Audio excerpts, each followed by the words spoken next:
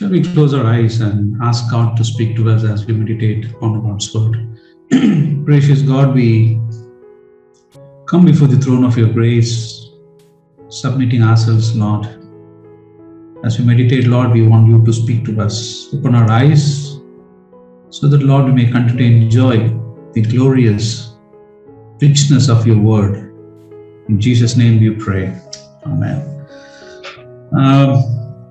It's very hard to bring God's word, within 10 minutes, but anyway, I'll try my best to share God's word. I just chose a scripture passage from Joshua chapter 3, verse 13 to 17. So just open your Bible and let's meditate upon it. When we read this book of Joshua, very particularly chapter 3, we learn a lot of things about it, and I just want to focus this chapter with the lens of God's strategy of leadership or maybe discipleship. I have entitled my sermon, How to Overcome the Overwhelmed. We are living in a situation, the new normal, where everything, in terms of difficulties, it's overwhelming us. We find it so hard many times. Many of our dear ones have disappeared. It's very difficult to face the reality of life. In midst of all this, how, being a disciple of Christ, I can cross the uncrossable. If we have this question in mind and meditating upon this word, I think this will really help us. Our God is a wonderful God who always enjoys leading his people to overcome the overwhelm of the life. It is very easy to talk about discipleship when things are going smooth and soft in our lives. It is easy to follow Christ, but it is very hard when we face challenges, when we face difficulties in life. That leads us to sometimes misunderstand the intention of God in our lives, and that makes us not to follow him. So, keeping that in mind, I just want to place a life of Joshua before our eyes at this evening. How, as a child of God, I can overcome the overwhelm of the life. There are three strategies I just want to talk about. The strategies that was followed by the people of Israel 3,000 years back, followed by Joshua 3,000 years back, is still alive, and the same strategy, would be possible for us to be to remain as a disciple of Christ in our lives as well. The first point, when we face overwhelm of our lives, the uncrossable situation, remember to follow Jesus with your heart. If you turn with me, chapter 3 of book of Joshua, verse 3. There was a command given to the people of Israel. They were commanded. It was said that when you see the ark of the covenant of the Lord, your God, the priest and the Levites bearing it, then you shall remove from your place and go after it. In some translation says, go after it, pursue it, follow it. Now the Ark of the Covenant are before the eyes of the people. So the Lord commanded them to follow the Ark of the Lord. In other words, God is telling them, follow the presence of God. Follow with your whole heart.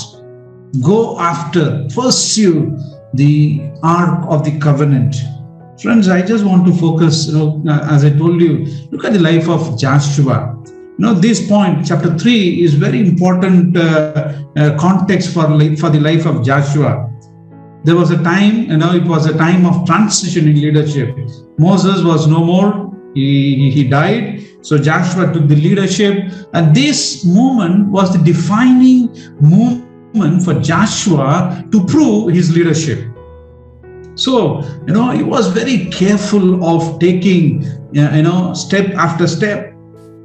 So if you look at this, the biblical lens was not focusing on river. If you read the entire chapter, the biblical lens was not focusing on the life of Joshua, the great leader. Even the biblical lens was not focusing on the people of Israel. But the complete focus of the author of this very book was on the Ark of the Covenant. Remember, in this entire chapter, 10 times the word Ark of the Covenant being repeatedly mentioned. Focus, not what the author focus was not on the river, not on the leadership of Joshua, not on the people of Israel, but it was on the Ark of Covenant. So what it is teaching us, if you want to overcome the overwhelm of your life, if you want to cross the uncrossable, the new normal of our lives, God is insisting all of us to focus our, attention on the Ark of the Covenant. In other words, focus on the presence of God. Friends, where do we focus in our lives when we face, this new normal, the new challenges? Is our focus on God? Now that was the question that we all has to ask of ourselves. Here God is insisting them, focus on myself. Yes, Jordan was, flooding as they were crossing. It was almost 100 feet in normal times. But the Bible says since it's a flooding time, it is almost 50 times more than. So remember, now imagine the amount of the water that is coming from. So in that time, God is asking the people of Israel to focus on Him. And how to follow God? And He is telling them, move out of that place, leave your place and go after the Ark of the Covenant. And if you read verse 5, we can follow God by keeping His command in our lives. Verse 5 defines that. He says, sanctify yourself, consecrate yourself. In other words, God is asking them, set apart yourself, be holy. Began to prepare yourselves to see the great miracle of God. What is the focal point of this verse? The focal point of this verse is holiness. Holiness, consecration of God.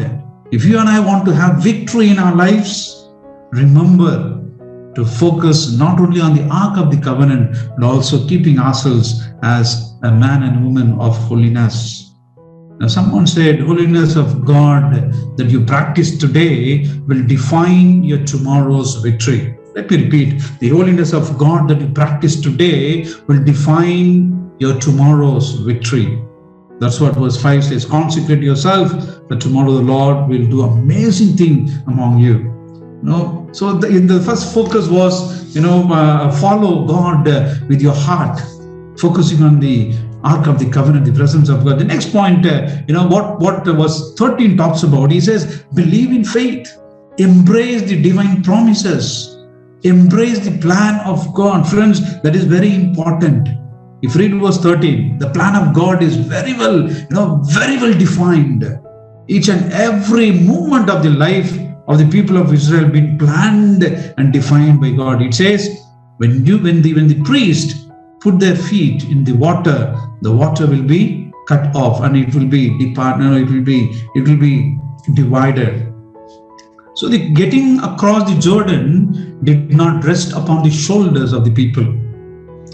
It was not upon even the leaders, but it was the plan of God. So what God is requiring us, the people of Israel, even to us, is, put everything in the hands of God and enjoy His providence.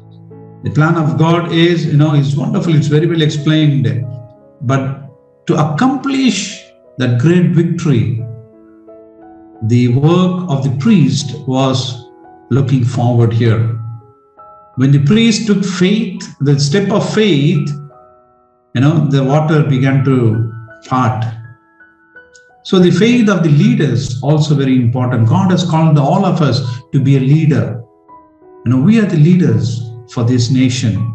As we are going to celebrate 75 years of our Independence Day, God has, trusted us.